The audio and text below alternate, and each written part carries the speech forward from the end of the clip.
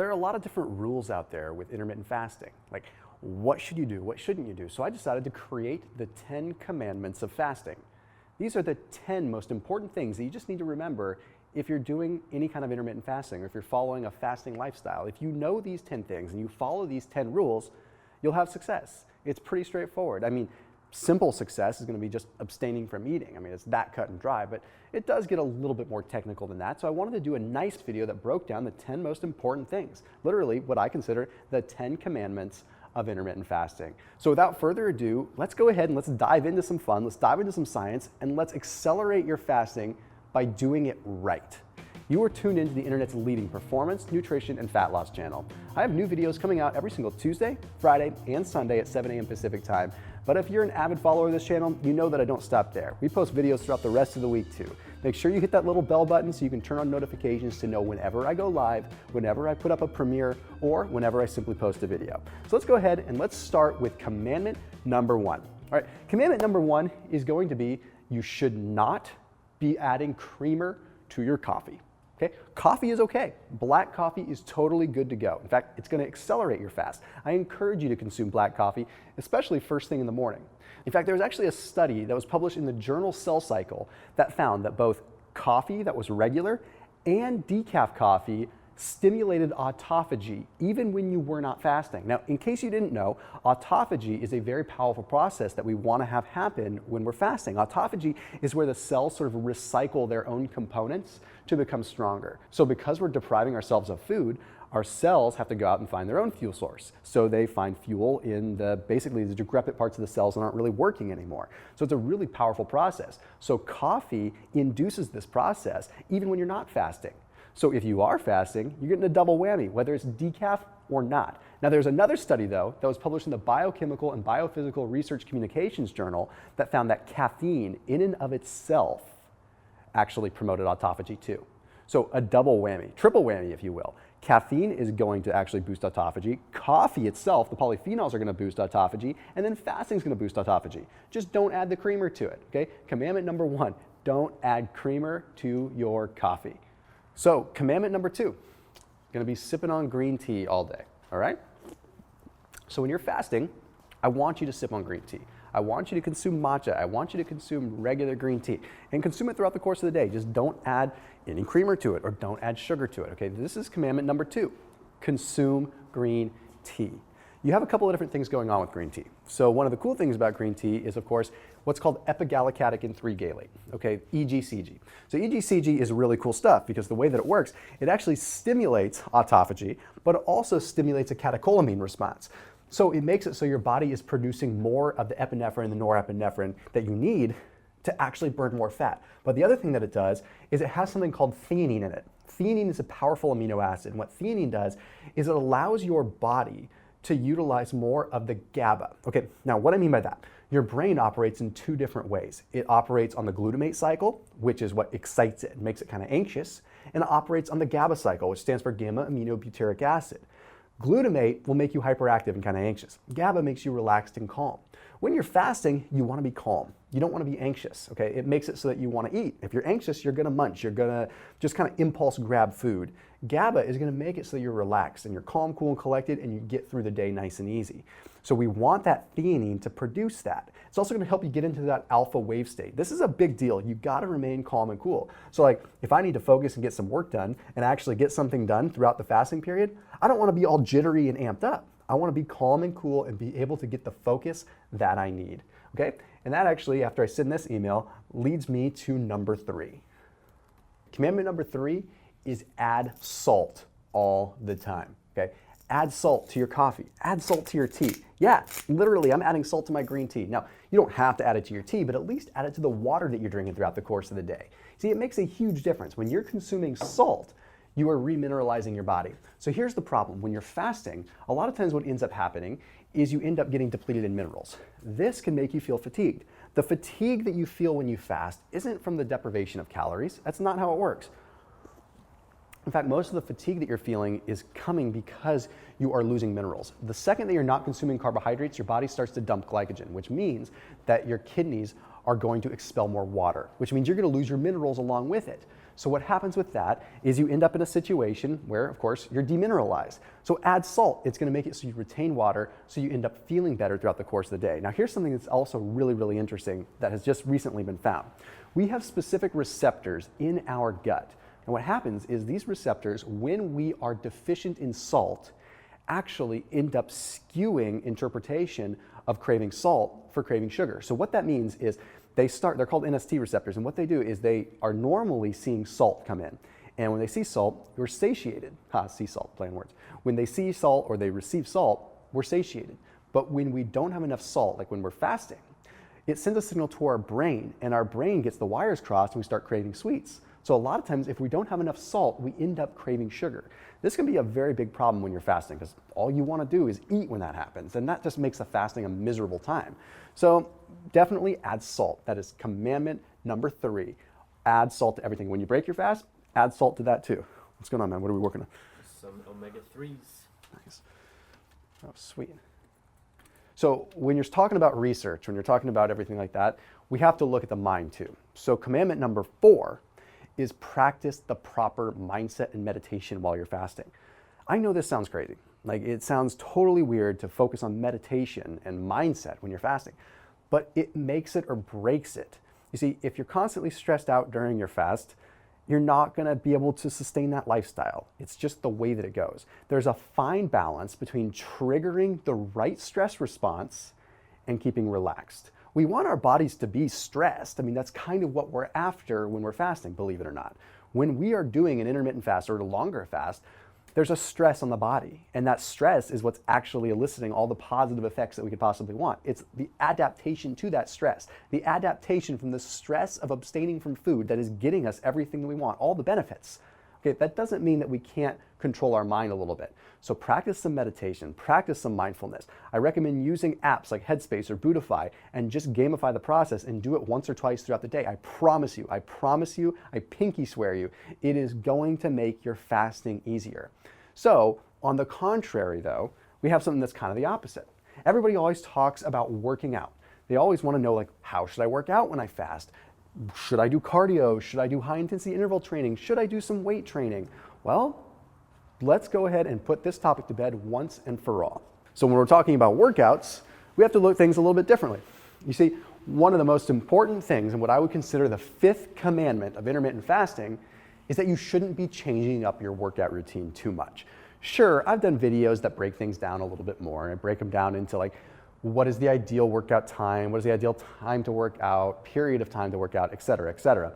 But realistically, you want to still train hard.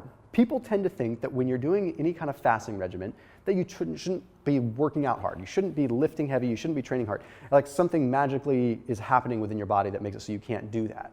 No, still train hard. We want to have the epinephrine response. So remember how I was just talking about the stress response in our body? We want that stress response to occur, at least physiologically, not necessarily mentally, but physiologically, because what that's going to do is that's going to allow more epinephrine and norepinephrine. Let me break down some science for you real quick by referencing a study that allows all this to make sense. So there was a study that was published in the journal Amino Acids that found when you did high intensity interval training, you had a big spike in epinephrine and norepinephrine with every interval. In fact, to be completely precise, it was a 6.3-fold increase in epinephrine and a 14.5-fold increase in norepinephrine, which is like adrenaline, with every single interval. So you had these big spikes in adrenaline and noradrenaline and epinephrine and norepinephrine. I know that doesn't sound like a good thing, but it is, okay? So a lot of the benefit from a fat loss standpoint that we're getting, at least metabolically, with intermittent fasting or fasting, is all coming from adrenaline and norepinephrine. You see, it does interesting things. When we have increases in adrenaline, we have increases in fatty acid mobilization. We have increases in what are called cyclic adenosine monophosphate, or also known as CAMP. Okay, what this does is it allows fatty acids to be released in the bloodstream so that we can actually burn them for fuel. Okay, this is very, very important. Again, it's all about the stress response. So, case in point, high intensity interval training causes more stress in the body. It actually causes more adrenaline and more noradrenaline and epinephrine to release, which is what is giving us the benefit, at least metabolically, from the fast in the first place. So don't just like totally baby your workouts because you're fasting. That's all in your head, speaking of mindset, right? You want to go in, you want to hit that bike and you want to hit it hard. You want to hit the weights hard. Sure, if you're 4 days into a long, prolonged fast, you might be a little bit weak, but if you're just intermittent fasting, train hard and train in a fasted state.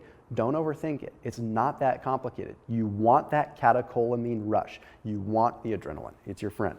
But what about when you're getting to a point where it's time to break your fast? Like what about when you're actually getting back to eating? Because obviously this is a big part too. It's easy to think about fasting. It's just the period in time in which you don't eat. But what about when it's time to actually break your fast? So commandment number 6 is breaking your fast properly.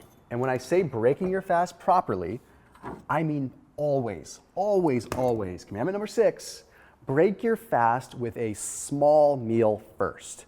There's a reason why you want to break your fast with just a little bit of protein and something really small. And that is simply for 2 reasons. 1, it allows you to maintain control of that insulin spike. When you go for a long period of time without eating, the first thing that you eat, your body is going to be very, very sensitive to, very receptive to, which means that your insulin sensitivity is high, which means you could spike your insulin very, very high. So I want you to control it with just a small meal so that your blood sugar goes up a little bit, your insulin levels come up a little bit, and then like an hour later, you have your big meal, you have a larger meal. But the other reason I want you to do this is simply for the psychological reason. If you break your fast and you allow yourself to just have a big meal, you're gonna go overboard, okay? You're gonna consume something that's gonna cause you to consume more food. You're gonna cause a blood sugar spike that's gonna make you eat more food. But it's also just easy to let your emotions and everything get the best of you. So control it with a small meal. Have a protein shake. Have just a little bit of chicken. Have a little bit of rice. Have something controlled, okay? That's exactly what we wanna focus on here. It makes a huge difference. So small or mini meal, as I call it, and then about 60 minutes later, have your big meal and have a little bit more relaxation with that meal, okay? If you wanna just let loose a little bit and enjoy some food because you've been abstaining from calories all day, that is your time, but not with your break fast meal. That is exactly why it is on my 10 commandments. It is so, so, so important. And it sounded like I have a package, which actually goes hand in hand with what I was just talking about. When it comes down to breaking your fast, everything that you need is actually in my Thrive box. This is super cool. So I teamed up with Thrive and they asked me what foods, what products I would put in a grocery box. And I did. So now I get all the food products that I would consume when I'm fasting or doing keto, and they're simply in a box and it's delivered right to my doorstep. So it's really awesome. So now people that follow me or people that watch my videos, if they want to know like what I consume when I break a fast, or they just want to get all the essentials for keto and for fasting, it's literally in the Thomas DeLauer Thrive grocery box. The cool thing is that Thrive is literally cheaper than the grocery store. So not only do you save money because it's cheaper, but you're not having to get in the car and go to the grocery store. You can just literally sit at the computer and order things. It's perfect. And more importantly, if you're trying to live a healthy lifestyle, you don't want to have to spend hours researching what's perfect for you. If you trust my content, if you trust my videos, then this is a perfect solution for you. It's things that I recommend for keto and things that I recommend for fasting, all in a box. So what you need to break a fast is actually right here in this box. So it leads me into commandment 7.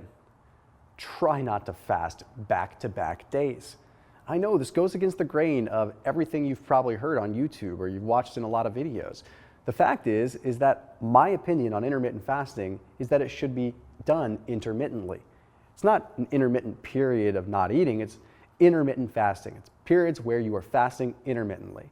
Now, I'm not totally against fasting every day if you're accustomed to it and that's what you want to do, and maybe it's just a healthy lifestyle for you and it just works great for you to skip breakfast.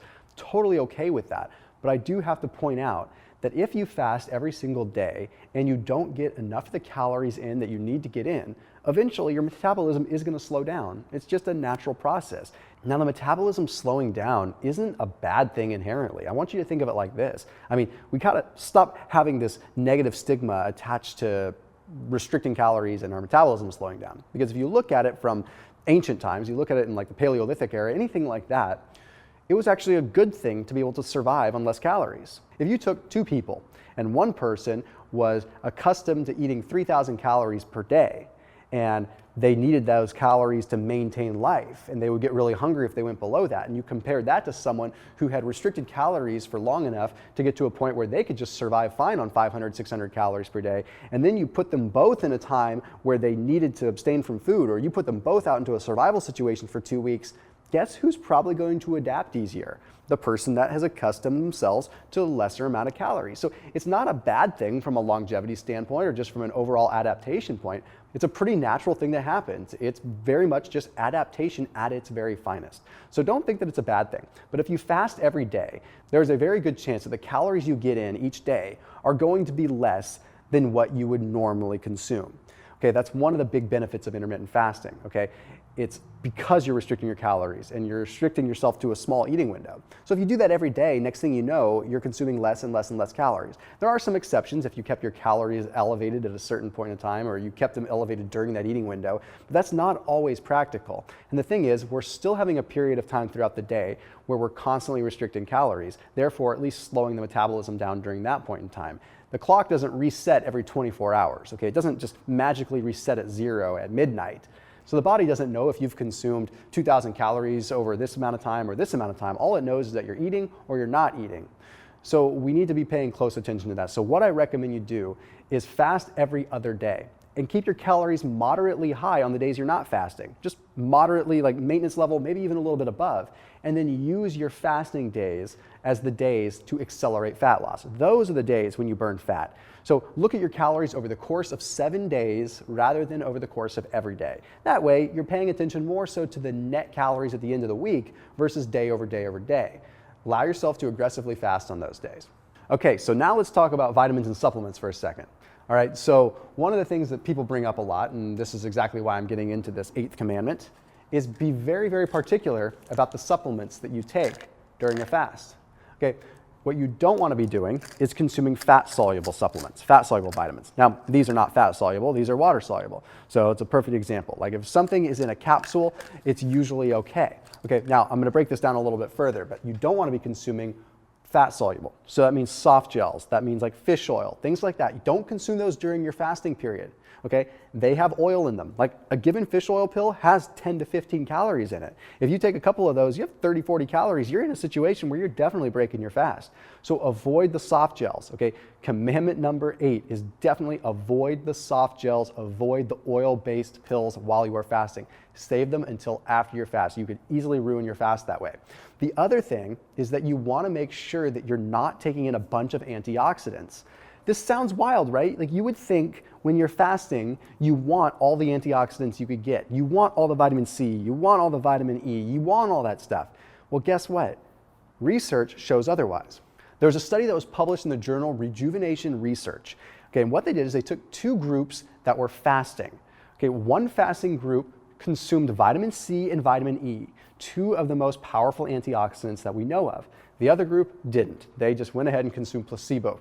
So it was really interesting to see. At the end of the study, the fasting participants that consumed the antioxidants had less of an effect. They had less autophagosomes and they had less stress on their body as far as the fast is concerned. They had less of the positive effect. Why? Well, researchers concluded that because you are giving yourself antioxidants, you're sort of taking away from the body's ability to have those antioxidants occur naturally. So you're basically sheltering the body, you're sheltering the cells. You should be letting the body get stressed out, letting the body do the work. There it is again. We want the body to be stressed when we're fasting. So the antioxidants actually help the body out too much. They make it easier on a cellular level. Guys, this isn't just a mental game. We're not just trying to get to 16, 20, 24 hours of our fast. We're not just trying to get to the end of the fast. Okay, that's way too linear. We have actual processes that are going on in our body that we're trying to embrace. So why make it easier? You should actually do what you can to make it harder. You're going to get more of an effect. So fat-soluble vitamins kick you out of a fasting state, and the antioxidants like the vitamin C's and the vitamin E's and things like that, those actually hurt your fast. Will they break them? Maybe not necessarily break your fast, but they are going to make it so you don't get nearly as much of an effect. So commandment number 9 is fasting for a minimum of 16 hours. You see, the benefits actually start at 16 hours. It's not like you're just magically at exactly where you need to be after 16 hours. The benefits start at 16 hours. So 16 hours should be the minimum length of time that you fast. It's really, really important. In fact, push it longer if you can.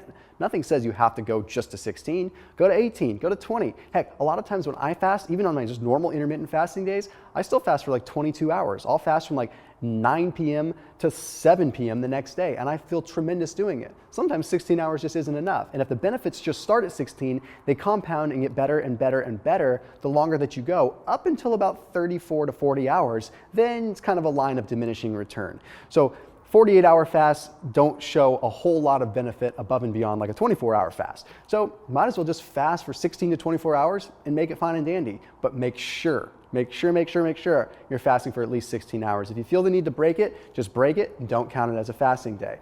Now let's rock and roll. I gotta hop in the car, and this last commandment is something that's really important, and it's something that's a little bit more personal. So commandment number 10 is important, and it's near and dear to me. And in my opinion, everyone has a different 10th commandment.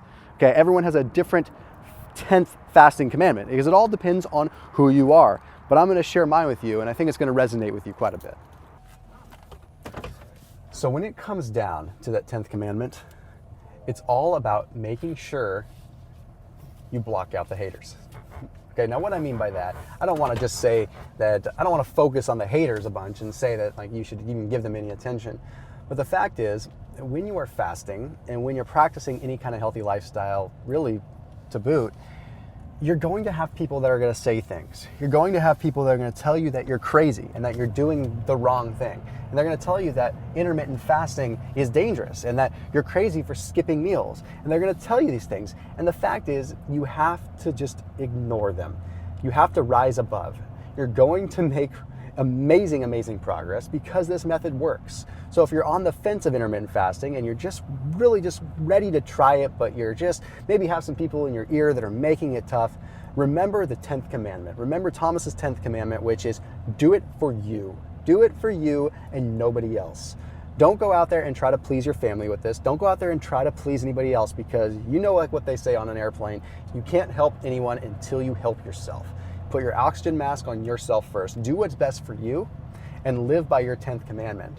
Your 10th commandment might be different from my 10th commandment, but I have to remember that the more attention that I get and the more just overall traction that I get online and the more people that see my videos, the more haters that come out.